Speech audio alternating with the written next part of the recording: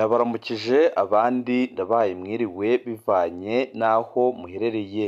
Iri ni iteka n'umunezero ntangere byo gusubira kubana namwe mwe banywanyi mukurikira iyi mboneshakure yacu ari nayo yanyu Shiramatsiko TV.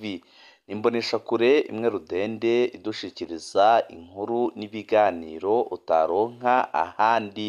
Tubazaniye amakuru ahambaye cyane arabana n'umutekano hagati y'u Burundi n'u Rwanda, aho tugiye kugaruka ku cyoba gikomeye cyane gifitwe na Perezida Evariste Ndayishimiye, ndetse n'amakuru menshi yemeza ko igihe Ndayishimiye yaba akomeje kunywana n'interahamwe zasize zihekuye u Rwanda mu mwaka w'1994, byanze bikunze bishobora kumugiraho ingaruka zikomeye cyane, kuko u Rwanda rutihanganira na gatoya abashobora kuruhungabanyiriza umutekano, yaba abari mu gihugu ndetse n'abari hanze y'igihugu.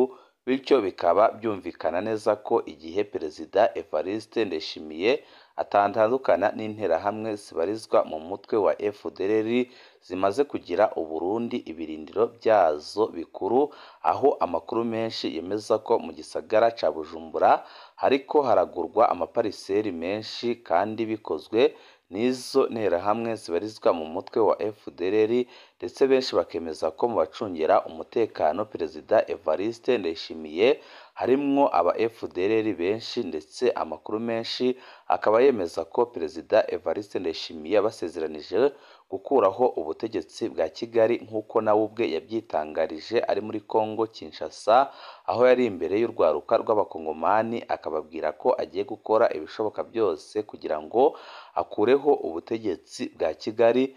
By'ukuri ibyo yabivuze mu ntumbero yo kwereka izo nterahamwe ko aziri inyuma, kandi ko azazifasha kugera ku munota wa nyuma.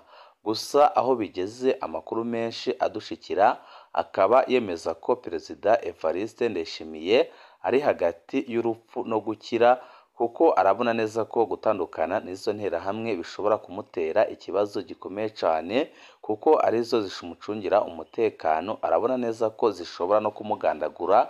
Ku rundi ruhande akabona ko igihe azaba agikorana nazo ibintu bitazamworohera na gatoya, kuko ingabo z'u Rwanda RDF zitihanganira abagerageza guhungabana umutekano w'igihugu.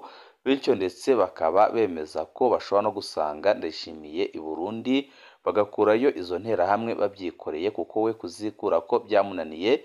Ibi byose bikaba byateye ubwoba Perezida Evariste Ndayishimiye, akaba atanguye gusaba abahisi n'abagenzi, abo yita abagenzi b'u Rwanda, ko bamufasha bakamutabara, bakamwemerera kuza i Kigali gusaba ikigongwe Perezida w'u Rwanda. Ariko andi makuru akemeza ko byose ari kubikora kuko afise ubwoba, atari kubikora kuko abona neza ko yakoze ikibi kwifatanya n'abasize bahekuye u Rwanda, ahubwo nyabona abikora mu ntumbero yo gukingira ubutegetsi bwiwe.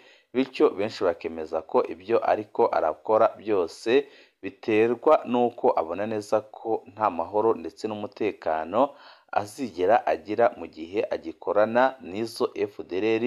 Ibi byose bikaba byerekana ko ubutegetsi bw'u Burundi buri mu manga ikomeye cyane, kuko Perezida Evariste Ndayishimiye urongoye igihugu cy'u Burundi yijanditse mu bintu biteye isoni kandi adashobora kwikuramo, dore ko n'ibiriko biramubaho ku butaka bwa Congo biriko biramutera ubwoba, aho abasoda b'u Burundi bakomeje kwicwa nk'impene wamengo si abasoda b'igihugu. Ibi byose bikaba bituruka ku bukunzi bw'inda bwe, kuko yafashe amahera menshi ashira mu mufuko we, nyabuna we ahitamo kudandaza abasoda b'u Burundi.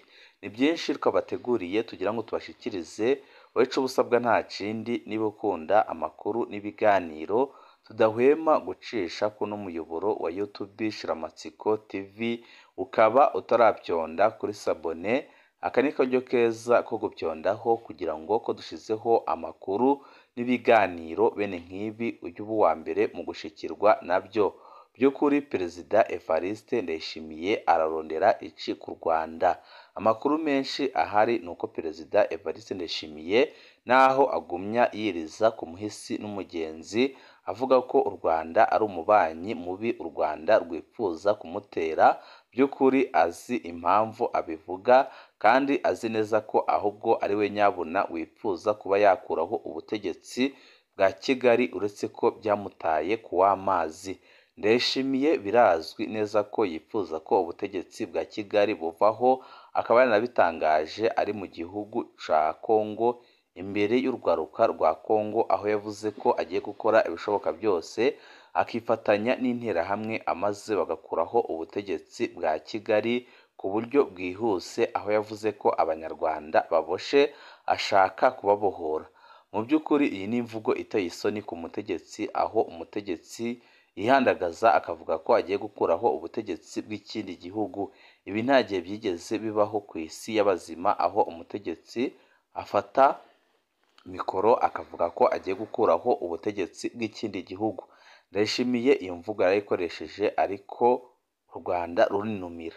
Amakuru dufise kandi yizewe yaba aturuka mu Rwanda ndetse n'aturuka mu Burundi aremeza ko u Rwanda naho rwanumye ntirugire ico ruvuga, ariko rwamaze kubona ko Ndayishimiye atifuza umutekano w'u Rwanda.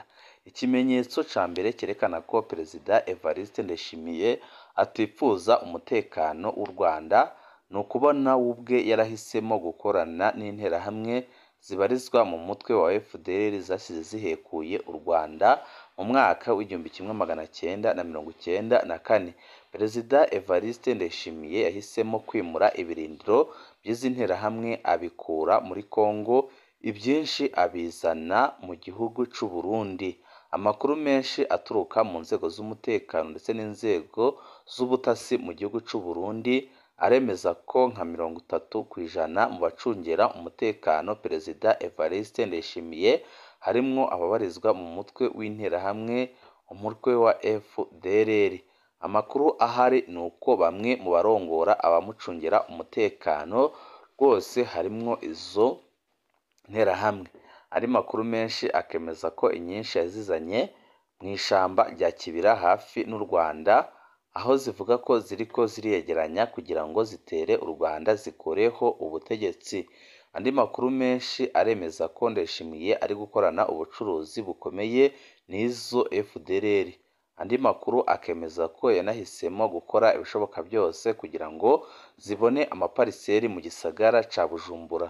Ubu kwigondera ipariseri mu gisagara ca Bujumbura ni ibintu bigoye cyane, kuko izo FDLR zifise amafaranga menshi cyane zikura mu butare zicukura mu Kibira ndetse no muri Kongo, zirazana amadolari atari makeya mu gisagara ca Bujumbura zikagura amapariseri. Byageze naho abashinga amateka babyiyamiriza mu nama nshinga amateka, ariko Gerasi umukuru w'inama nshinga amateka akaba yarabatutse cyane akanababwira amajambo ababaje, aho yabwiye abarundi ko nabo bajya kugura amapariseri muri Kongo. By'ukuri byarabonetse neza ko uyu mutegetsi nawe ari kimwe na Perezida Evariste Ndayishimiye, kuko nawe ntiyipfuriza ineza abarundi.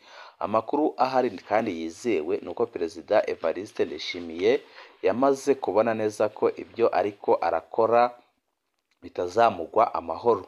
Abona neza ko nubwo yipfuje gukuraho ubutegetsi bwa Kigali, ariko ubutegetsi bwa Kigali adashobora kubukuraho kuko bumusumba muri byose.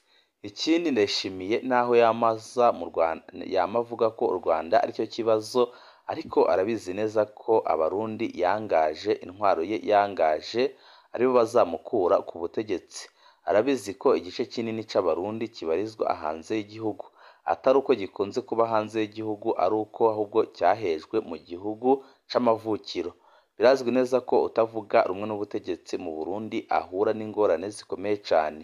Utishwe arapfungwa, udapfunzwe aranyagwa. Ibi bikaba bituma abarundi batari bake bahitamo guhunga igihugu. Ikindi gikabije gituma abarundi bahunga igihugu ni ubukene bwugarije abarundi mu mihingo yose y'igihugu, aho abarundi batari bake guhera ku rwaruka bahitamo gusohoka igihugu bakajya gushakira amaronko hanze y'igihugu. Abo bose ni abantu babangamiye ubutegetsi bwiwe, kandi arabizi neza ko nawe impamvu bageze ku butegetsi ari uko ubutegetsi bwahabanje bwari bwarabaheje. Mu by'ukuri ni umuntu usobanukiwe neza ingaruka zo guheza igice kimwe c'Abarundi. Ni umuntu usobanukiwe ingaruka zishobora guturuka mu guturatuza abanyagihugu batandukanye.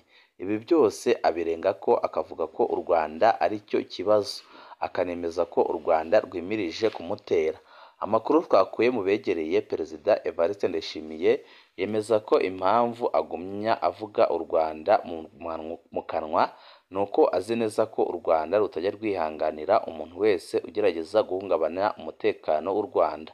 Bityo akaba azi neza ko mu gihe yemeye gukorana n'interahamwe zibarizwa mu mutwe wa FDLR, byanze bikunze bizamugiraho ingaruka zikomeye cyane. Arabizi neza ko igihe u Rwanda ruzaba ruzi neza ko abashaka kuruhungabanyiriza umutekano bari mu Burundi, byanze bikunze ingabo z'u Rwanda RDF zikunze gukora ibikorwa by'indashyikirwa bizahakora operasiyo yo kuhasukura amaze bikahakura izo nterahamwe. Arazi neza ko izo nterahamwe igihe zasangwa mu Burundi nawe atazasigara, kuko icyo gihe azaba yerekanye ko ari we uzihagarariye, kuko azaba yaranze kwitandukanya nazo. Mu by'ukuri bategerezwa kujyana.